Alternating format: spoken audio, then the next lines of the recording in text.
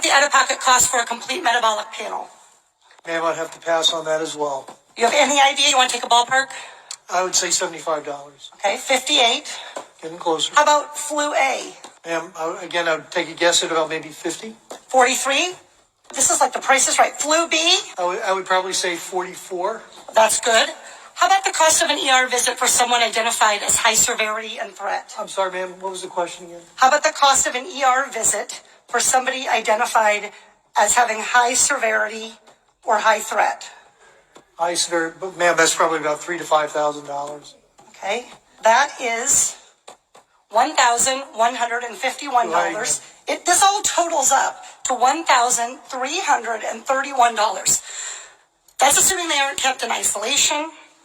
Isolation can add up for one family already, $4,000. And fear of these costs are going to keep people from being tested, from getting the care they need, and from keeping their communities safe. We live in a world where 40% of Americans cannot even afford a $400 unexpected expense.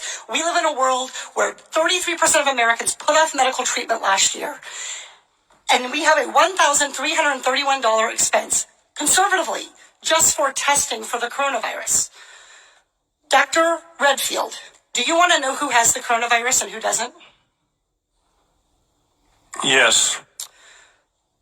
Not just rich people, but everybody who might have the virus? All of America. Dr. Redfield, are you familiar with 42 CFR 71.30? I literally communicated to your office last night and received confirmation that I was going to be asking you about 42 CFR 71.30. This provides the director may authorize payment for the care and treatment of individuals subject to medical exam, quarantine, isolation, and conditional release. That I know about, and my office did tell me that. I just didn't know the numbers, ma'am. That's Congressman. Great, so you're familiar. Dr. Redfield, will you commit to the CDC right now using that existing authority to pay for diagnostic testing free to every American regardless of insurance?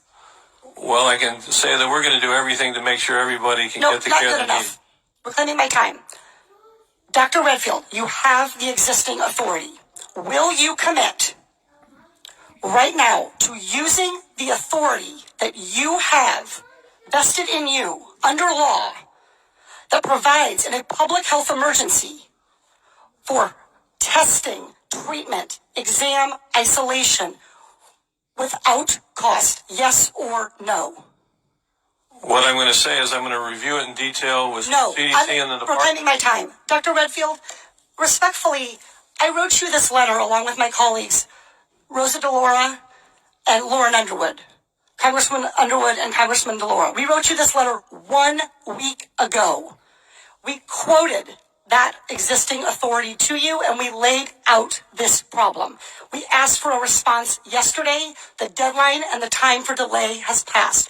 Will you commit to invoking your existing authority under 42 CFR 71.30 to provide for coronavirus testing for every American regardless of insurance coverage? What I was trying to say is that CDC is working with HHS now to see how we operationalize that. Dr. Redfield, I hope that answer weighs heavily on you, because it is going to weigh very heavily on me and on every American family. Our intent is to make sure every American gets the care and treatment they need at this time of this major epidemic, and I'm currently working with HHS to see how to best operationalize it. Dr. Redfield, you don't need to do any work to operationalize. You need to make a commitment to the American people so they come in to get tested. You can operationalize the payment structure tomorrow. I think you're an excellent questioner, so my answer is yes. Excellent. Everybody in America hear that. You are eligible to go get tested for coronavirus and have that covered regardless of insurance. Please, if you believe you have the illness, follow precautions. Call first. Do everything the CDC and Dr. Fauci, God bless you, for guiding Americans in this time.